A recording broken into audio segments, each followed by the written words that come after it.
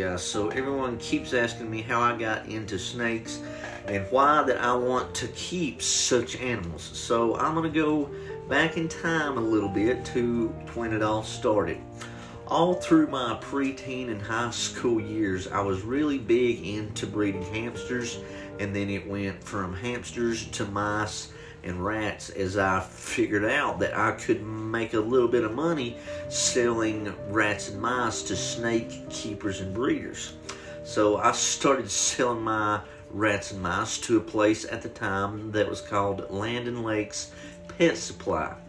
Danny and Brenda Frisca were the owners, and I got on pretty good terms with them, and they would buy my mice and rats.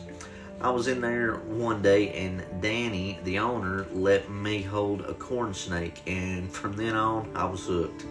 I would go to pet stores everywhere and ask to hold the snakes. My first snake was a corn snake that eventually escaped its 10-gallon enclosure due to me leaving the lid open. I then went to ball pythons and realized that they were kind of picky eaters, and I grew to dislike them pretty quickly. Honestly, I'm not sure why, I just did. I got my first pet boa online. I ordered one baby boa, and they literally sent me a 1-year-old male boa. I raised it and I began to want to breed them, so I got some female boas, then I got some king snakes, and then some geckos, and before you know it, I had been overwhelmed with too many animals. I then got rid of the king snakes and the geckos and solely worked with just boas. It was then that I was ready for my dream, which was to start a reptile business. B&T's, which actually stands for Brandon and Tiffany's Radical Boas and Pythons, was created in 2020. At first, I thought it was going to be hard and take too long to raise the boas from babies to adults and have them breed in 4 to 5 years. Those years now seem to have flown by. Here we are with adult boas, subadult blood pythons, and subadult Burmese pythons now. In a few years, we will be breeding bloods and Burms, which I am super excited about. We will also be breeding sand boas in just a few years. Carpet pythons are still in the back of my mind. I'm not really sure if we're going to do those or not yet.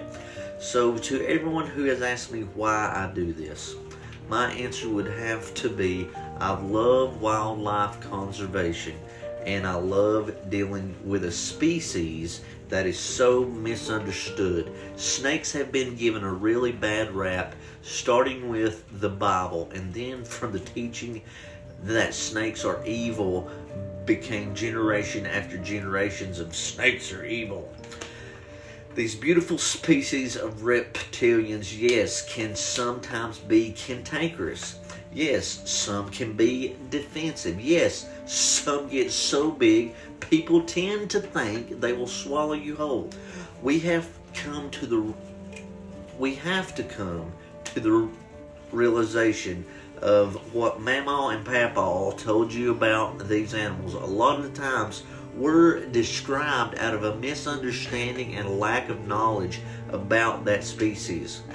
As we are now in the year 2024, we have studied these animals until we know a lot more about their wants and needs as far as habitat, correct temperatures, proper diet, and genetics of all different variations. I do this because I love animals and I love working with reptiles of every kind, but my favorite is snakes. I live for this. Some would say I am crazy about snakes. They would be correct. Someone asked me just the other day, Brandon, what are you trying to prove? I'm not trying to prove a point. I am simply trying to educate the younger generation so that they don't have to fear these animals like most kids do. They can handle a reptile with confidence and show others how cool that they are. I strive to keep the love of reptiles alive. So anyways, guys, that's my story as to how I got into snakes. I hope you guys enjoyed it. I'll see you on the next one.